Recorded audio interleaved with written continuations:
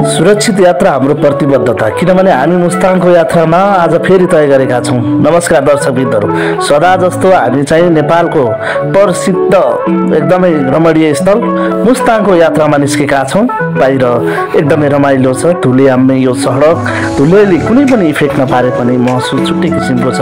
हामी मुस्ताङको यात्रा भनेपछि जो कसैलाई पनि मन हर्षित हुन्छ, जाउँ जाउँ लाग्छ र आज त्यही यात्रा पुरा गर्न हामी गन्तव्य स्थानतिर लागिसकेका छौँ।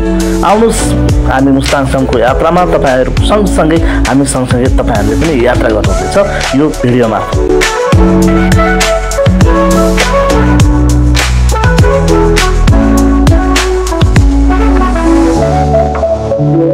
जब हामी पोखराबाट बागलुङ हुँदै बेनी हुँदै हामी मुस्ताङतर्फको यात्रा गर्छौँ, अलिकति चट्टानको पहाडी इलाकालाई छिचल्दै विभिन्न अवरोधहरू सिर्जना गरेर हामी चाहिँ गन्तव्य स्थानको लागि तय गर्नेछौँ। पहाडी इलाका छ, अलिकति उचाइमा हेर्न सक्ने स्थिति छैन, किनभने अलिकति भौगोलिक बनावट नै रमणीय देख्न सकिन्छ। अहिले यो स्थितिमा बाटो भने अलिकति नर्मल अथवा साना गाडी पनि छिर्न पर्ने सक्ने अवस्था भएको छ बाटो पनि, यो पनि खुसीको कुरा हो।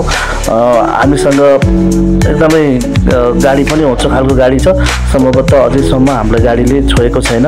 मजाले यात्रा गर्न सक्ने अवस्था देख्न सक्छौँ अहिले।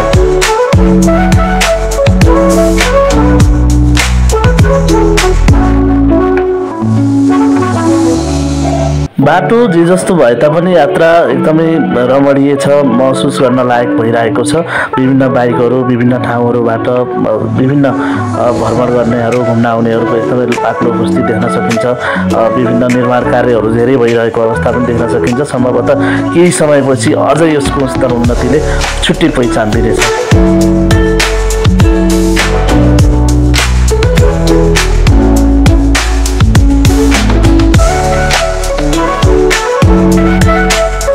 यात्रा देख्दा तपाईँलाई जति अप्ठ्यारो छ, गन्तव्य स्थानमा पुगेपछि यो पीडादायक महसुस सबै भुलाउने छ।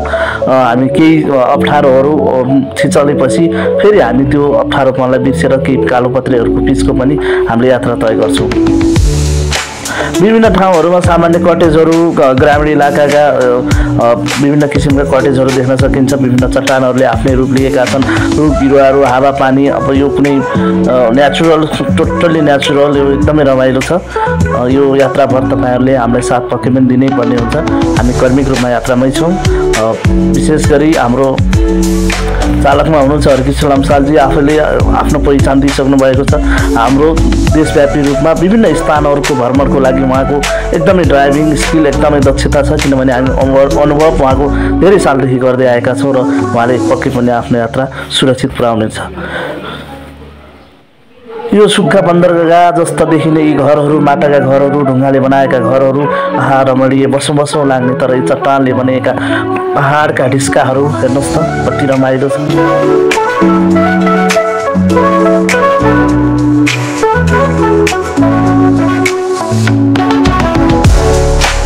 कुनै बेला सहर बिर्सिएर यो गाउँमा बसिरहन मन लाग्छ, तर के गर्नु, सदाबार बसेर पनि नहुने।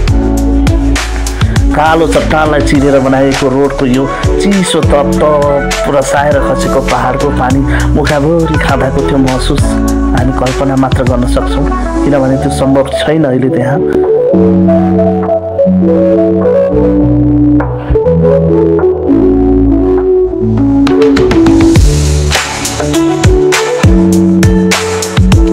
मुजुक्क हाँसिरहने हरकिशोर सालले आफ्नो यात्रा एकदमै सुरक्षित तरिकाले अगाडि बढिराख्नु भएको छ।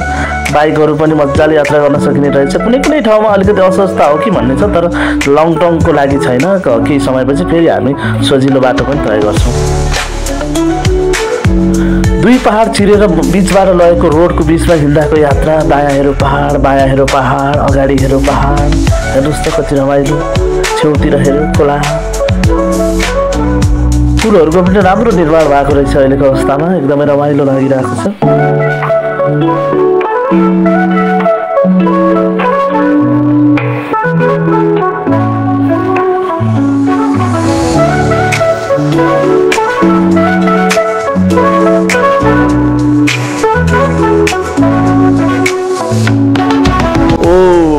हाई फुटबल अगाडि आउने भने त सायद माथि छुन्छ कि जस्तो छ, तर डराउनु पर्ने अवस्था छैन, छुँदैन, त्यही हिसाबले बनाएको छ। अलिकति रोडमा स्कर्पियोहरू अलिकति ज्यादा देखिँदो रहेछ, किनभने अलिकति नछुट्ने गाडीहरू बढी आउँदो रहेछ, स्कर्पियोहरू ट्राभलको लागि बेस्ट रहेछ। त्यो भएर पनि हामीले बाहिर त्यो देख्न सक्छौँ। यो कुनै पनि ट्र्याकै नदेखाए जस्तो देखिन्छ, तर ट्र्याकहरू बाटोहरू छ, विभिन्न यहाँ थकान महसुस गरेर चिसो पानीहरू खाएर चाहिँ फेरि यात्रा तय गरिरहेको देख्न सक्छौँ हामीले। चट्टानहरूको बिचबिचमा बस्ती बसेको छ, विभिन्न खाजाहरू विभिन्न परिकारहरू खाएर फेरि यहाँबाट हामीले अर्को यात्रा पनि तय गर्न सक्छौँ।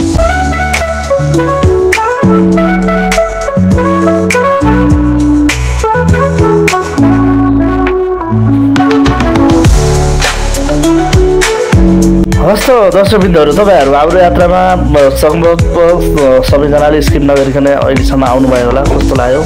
हामी नेक्स्ट भिडियो पनि तपाईँहरूलाई दिनेछौँ। अहिलेसम्मको लागि तपाईँहरूले यो भिडियोलाई लाइक र कमेन्ट गर्न नबिर्सिनु होला। सधैँ